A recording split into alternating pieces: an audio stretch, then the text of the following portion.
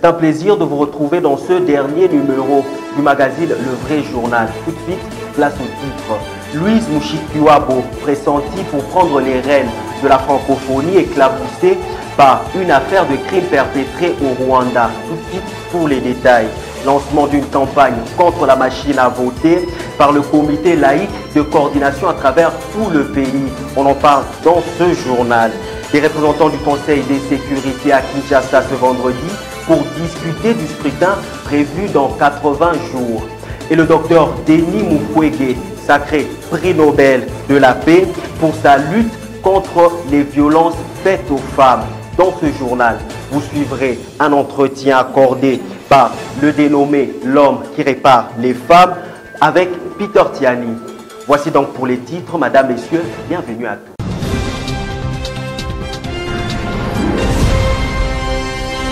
Comme annoncé en titre, une première pour la République démocratique du Congo, le célèbre docteur Denis Mukwege s'est vu décerner le prix Nobel de la paix pour son combat contre les violences sexuelles comme arme de guerre. Justin Magnongo pour les détails. Le comité Nobel norvégien vient de décerner le prix Nobel de la paix 2018 au médecin congolais Denis Mukwege, ex aequo à l'Irakienne Nadia Mourad.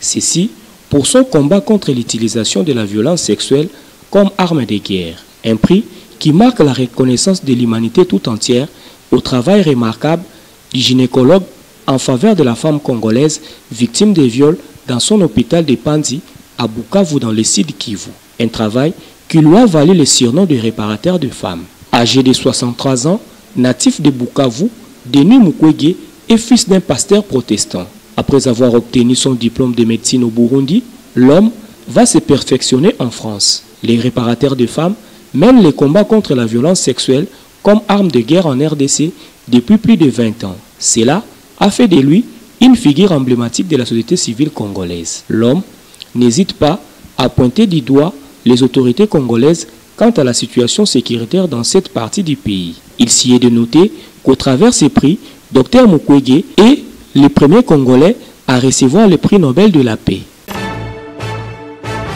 Plus de félicitations au docteur Denis Mukwege pour l'obtention du prix Nobel de la paix. Le porte-parole du gouvernement félicite le docteur Denis Mukwege pour cette reconnaissance de travail remarquable. Vital Kamerhe, président de l'UNC pour sa part, déclare qu'avec cette distinction, la RDC est dans le projecteur du monde de façon positive. Et depuis son exil, Moïse Katumbi estime que ce prix Nobel met la RDC à l'honneur sur le plan international et qu'il est temps pour un nouveau leadership de mettre fin à la tragédie de femmes violées. Le chairman Jean-Pierre Bemba n'a pas manqué d'exprimer son admiration à celui qui a apporté une lueur d'espoir aux victimes des violences sexuelles. Et que doit faire la jeunesse congolaise pour devenir d'autres Denis Mukwege? Le célèbre docteur répond aux questions de Peter Tiani à la fin de cette édition du journal. Parlons autre chose, le CLC lance une campagne nationale contre la machine à voter, le fichier électoral. Cette campagne démarre le 7 octobre 2018. C'était au cours d'une déclaration lue par le professeur Isidore Ndaewel ce vendredi. D'entrée de jeu, le professeur Isidore Ndaewel se réjouit de l'attribution du prix Nobel de la paix au docteur Denis Mukwege. Je voudrais d'abord partager avec vous une grande nouvelle, une nouvelle de joie. Un compatriote, un Congolais, vient d'obtenir le prix Nobel de la paix. Il s'agit du docteur Denis Mukwege.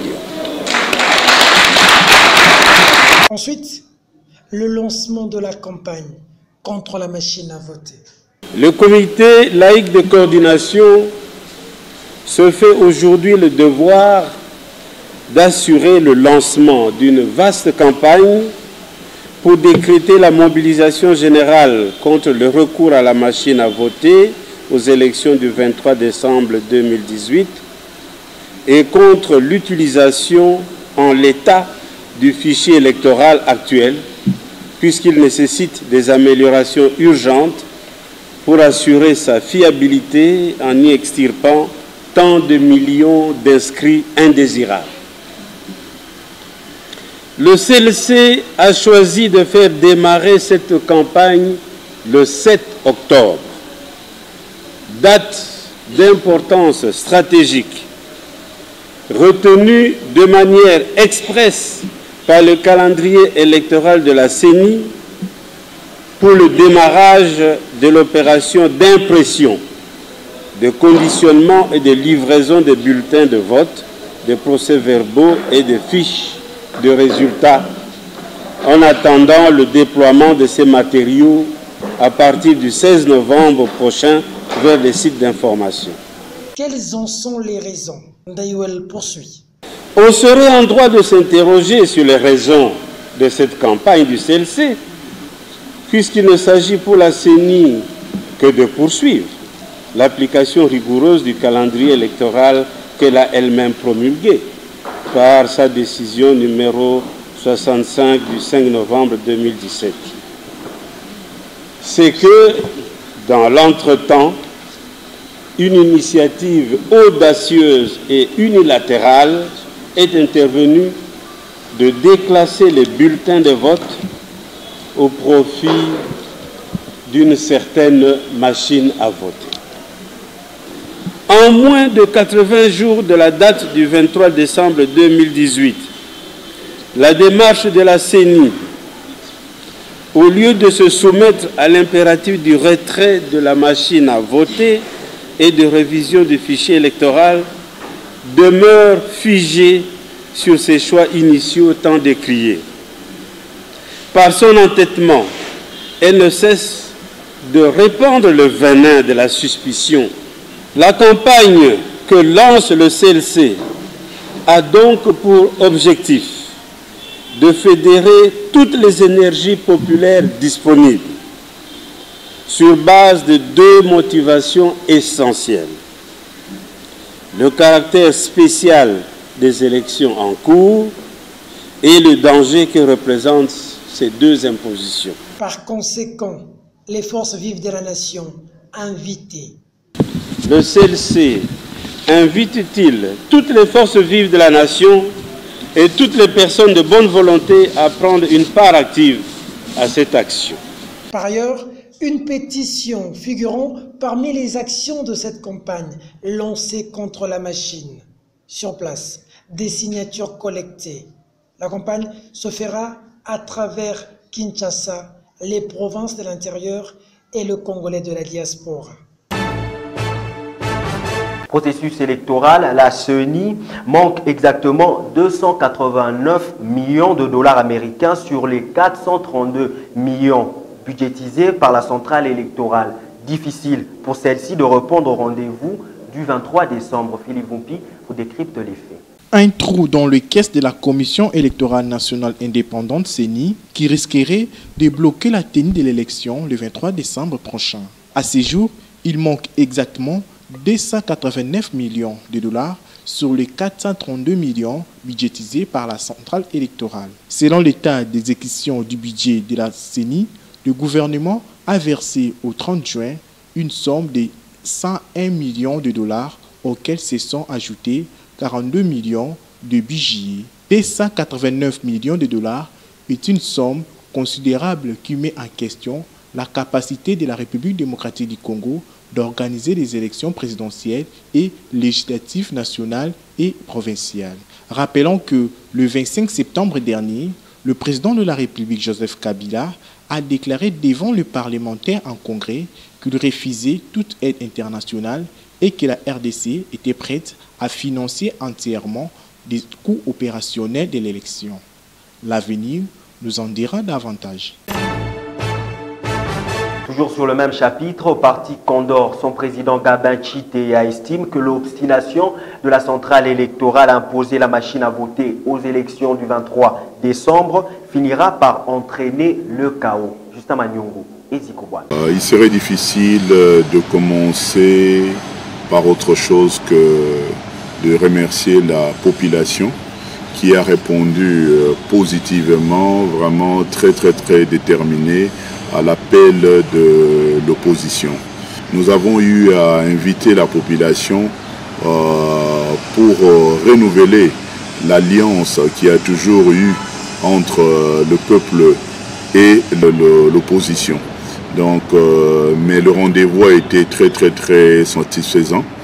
Donc, et nous préconisons aujourd'hui le calendrier par rapport à des pressions supplémentaires que nous devrons faire par rapport aux élections du 23 décembre. Donc nous insistons et nous dénonçons la démarche de la CENI, que nous avons toujours dit que cette CENI est sous une emprise du président en exercice.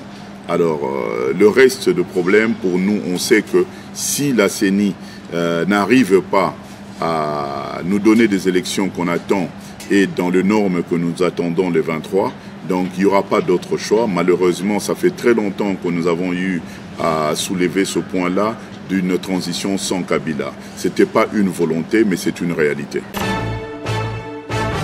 Parlons processus électoral en réagissant à chaud sur le propos de Kinkémou Lumba sur les antennes de la RFI parlant d'un report des élections.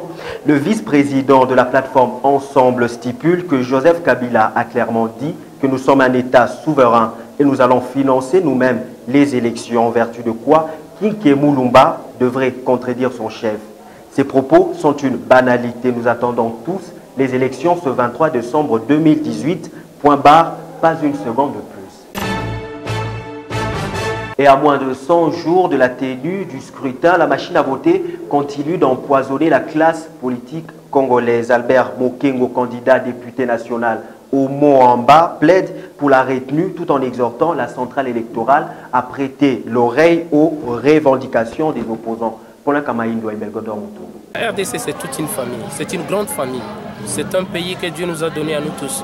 Mais lorsque vous êtes dans la famille et que vous constatez que l'un de vous essaye de réclamer quelque chose, on s'attend, on comprend les enjeux, on dit pour éviter qu'il y ait des désagréments, il faut en principe essayer de s'asseoir, de s'attendre, de se faire comprendre pour voir que ce que nous faisons, c'est pour le bien de nous tous. Et par conséquent, il faut à tout prix, il faut essayer d'obtenir un consensus. Moi, j'ai toujours cru que la RDC ne peut rien marcher sans le consensus. En principe, les uns et les autres ont raison. Personne ne peut réclamer quelque chose et si on se prend vraiment à réfléchir profondément, qu'on trouve que non, c'est une fausseté. De toutes les façons, avant d'établir que c'est une fausseté, il faut quand même s'attendre et s'asseoir, réfléchir. Et moi, personnellement, j'ai dit, avec la machine à voter, je vais gagner. Avec les bulletins à voter, je vais gagner. Donc moi, je vais gagner à tout prix. C'est que moi, je ne voudrais pas qu'il y ait de fraude. Il n'y ait pas de fraude. Vous savez, la fraude ou les fraudes ont amené partout ailleurs des désordres après les élections. Moi, je ne voudrais pas les désordres. Je voudrais que les choses marchent normalement après pour que je puisse montrer de quoi je suis capable. Et du côté centriste, John Baya, président de ce mouvement, exhorte Corneille Nangaa à avancer sur la machine à voter pour le bien des Congolais. Luison Kiassi, suivez. Nous avons toujours évoqué la démission dans toute son entièreté de tous les membres de la CENI. Parce que c'est une histoire, c'est un bureau qui est corrompu. Nous avons vu à maintes reprises les membres de la CENI dans les bureaux des autres états-majors politiques. Or, la CENI doit rester impartiale. Il faudrait que, dans un premier temps, qu'on puisse mettre, si je veux bien dire entre guillemets, hors d'état de nous, tous les membres de la CENI, en commençant par Corneille Nangaa et les plus bas de l'échelle.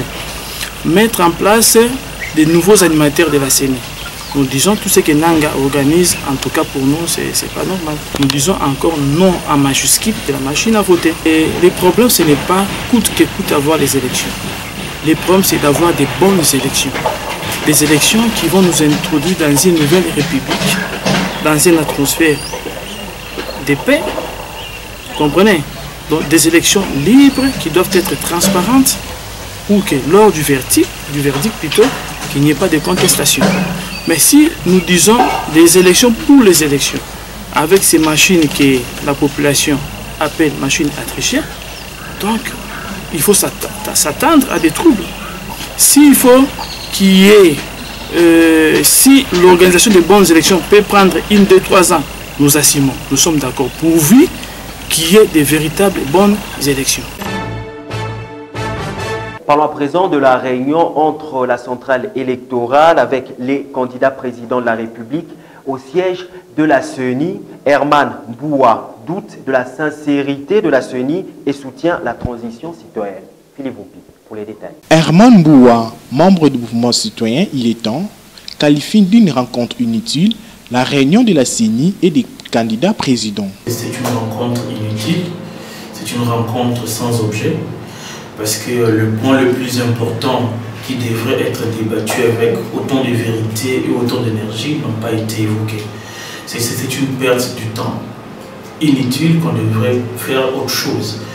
Et je retiens aussi quand même que l'opposition a fait preuve d'un certain courage de pouvoir exprimer clairement les ententes par rapport aux bonnes élections, notamment avoir un fichier électoral qui n'est pas corrompu, enlever donc les 10 millions de sans-empreintes, enlever la machine à voter qui est illégale, mais aussi avoir un plan de décaissement clair pour un financement non obscur de ces élections. Ces jeunes de Il est temps prônent l'idée de la transition citoyenne. La disposition que nous sommes en train de proposer, cette solution idéale pour nous, elle est fondée parce que la même constitution que vous venez d'évoquer donne au peuple congolais les devoirs de pouvoir barrer la route à tout pouvoir anticonstitutionnel, à tout pouvoir illégitime.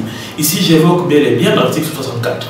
Donc, la démarche d'une transition citoyenne est une démarche constitutionnelle qui redonne à la population le pouvoir, qui redonne au souverain primaire son pouvoir de pouvoir mettre en place des institutions qui seront l'émanation de sa volonté.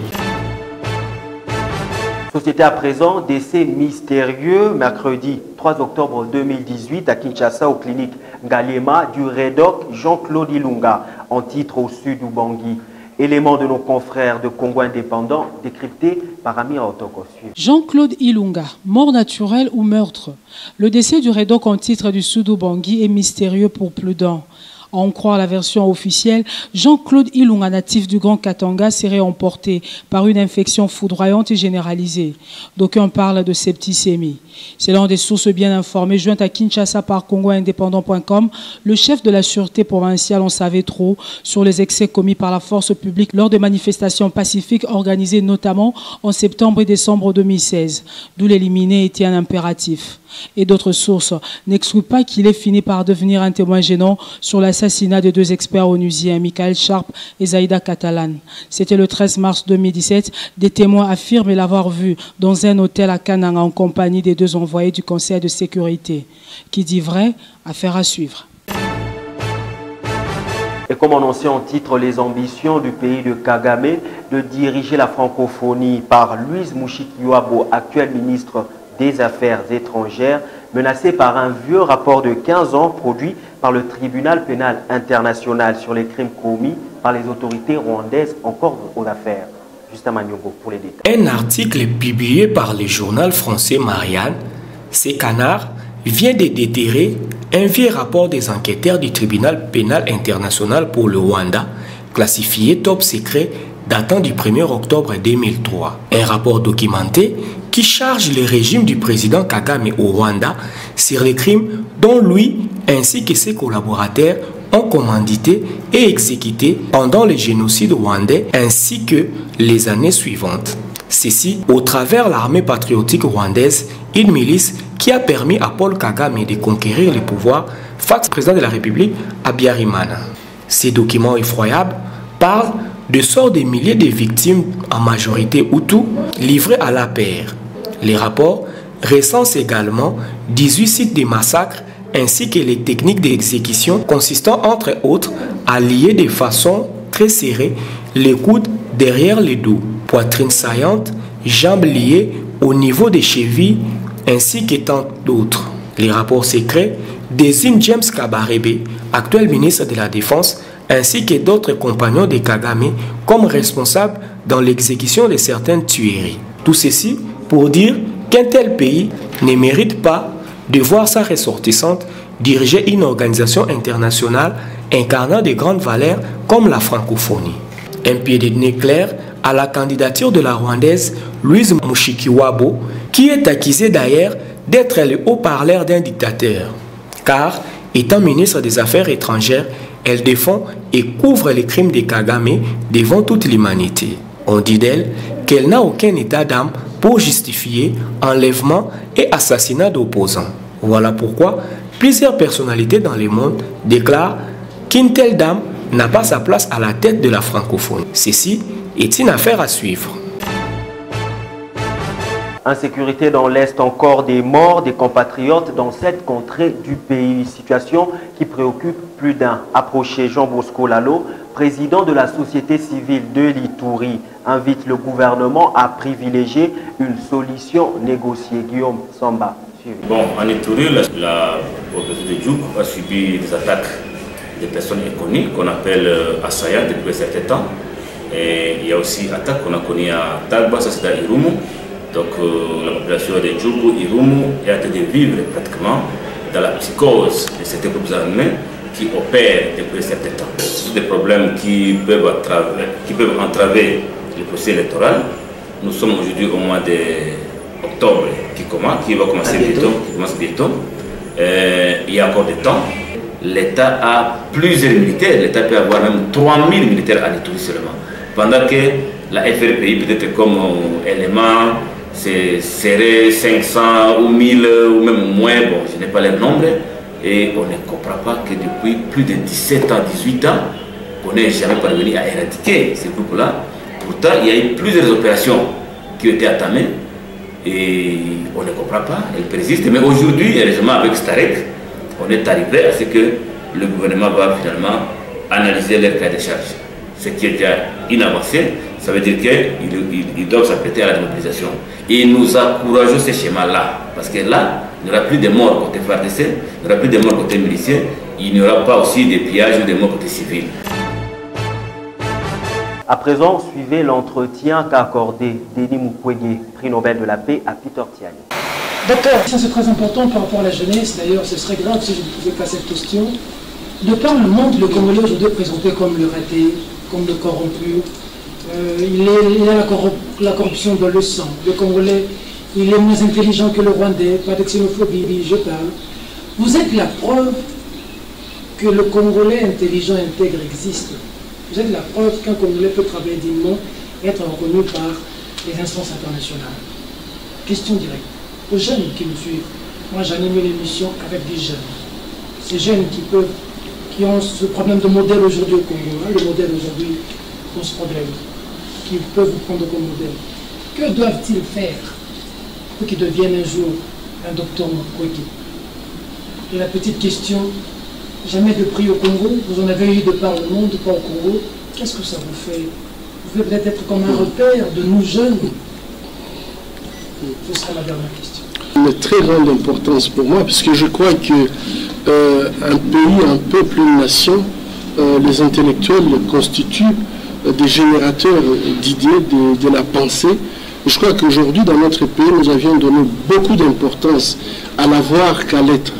Je crois que ce sont des intellectuels, en fait, qui peuvent nous remettre dans cette situation où nous devons considérer que les penseurs ont une place dans la société, pas seulement des gens qui ont de moyens matériels. Et je pense qu'aujourd'hui, il est plus qu'urgent que nous puissions considérer qu'en dehors du matériel, il y a le matériel qui permet à ce qu'un peuple puisse exister comme un peuple, qu'un peuple puisse s'exprimer selon des valeurs.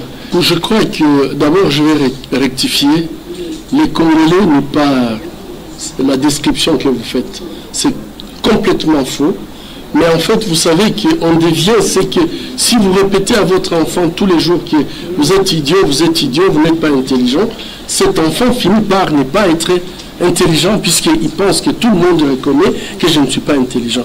Moi, je crois que le Congolais, il n'est pas cette description. C'est ce qu'on essaie de nous faire croire que nous ne sommes pas intelligents. On essaie de nous faire croire que nous ne sommes pas capables. Mais je vous demanderai d'aller dans les universités.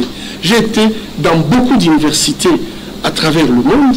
Et quelle n'a pas été ma surprise? Je n'ai pas visité une seule université où je n'ai pas trouvé de professeurs congolais qui sont en train de former et les Japonais, et les Coréens, et les Européens, et les Américains. Je crois que nous devons vraiment nous ressaisir.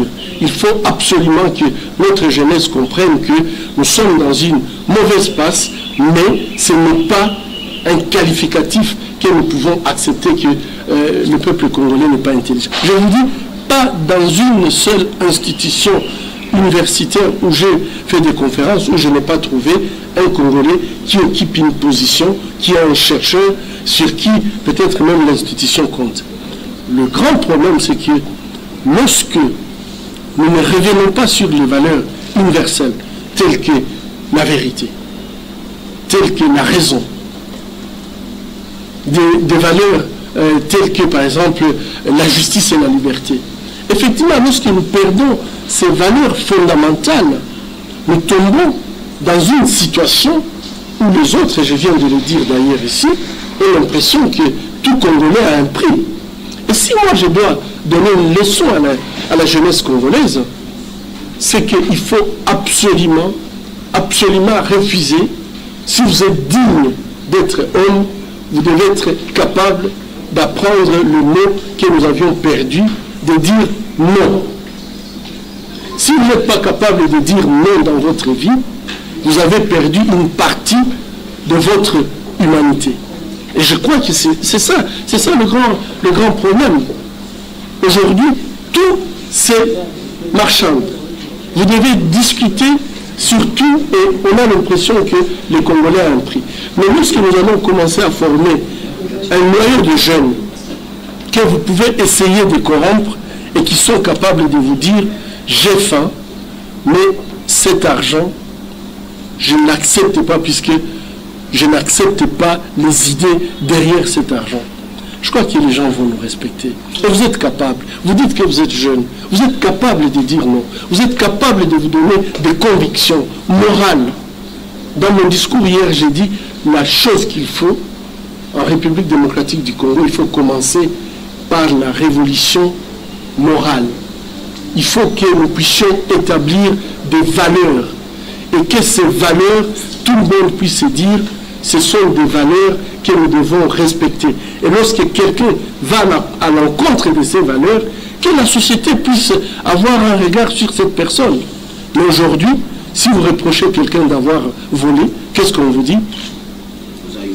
Yozaïma. On n'a qu'à ça la nuit. Hein? Mais est-ce que c'est la seule façon de vivre? Quand vous posez la question à un jeune, il vous dit, bon ben, moi les aki libaku, donc les aki kop nangai. Mais ça nous amène où? Pourquoi nous ne pouvons pas penser qu'un Congolais, un jeune Congolais peut travailler normalement et gagner sa vie normalement? L'impunité est totale. Donc toute personne considère que je peux faire ce que je veux si tout simplement j'ai une petite parcelle de pouvoir. Ce sont ces valeurs-là. Si nous retournons à ces valeurs, nous allons étonner non seulement nos voisins qui nous méprisent, mais nous allons étonner le monde puisque le Congolais a des capacités. Nous avons en fait une richesse énorme. Ici à Kinshasa, c'est un mixage de combien de cultures, combien de langues, etc. Et je pense que ça, c'est une richesse qui jusqu'aujourd'hui, on n'a pas exploitée. Mais les jours où nous prendrons conscience de cette force que nous avons dans cette diversité, et que cette diversité, nous puissions construire, trouver tout ce qui est de positif dans toutes les cultures congolaises, je crois que nous allons étonner l'Afrique, mais le monde également. Donc, ne croyez pas, il ne faut jamais, chers amis, croire que le Congolais, il n'est pas intelligent, le Congolais, il est corrompu, le Congolais, il est moins que rien. Nous valons, mais c'est le système qui nous tue. Et le système est fait pour effectivement nous amener à ce point. C'était là Denis Mukwege, prix Nobel de la paix, invité du vrai journal. C'est par ici que prend fin cette édition de votre magazine. Merci de la sympathique attention que vous nous avez accordée à Kinshasa, ainsi que partout ailleurs dans le monde. Madame, messieurs, ce journal est terminé. Au revoir.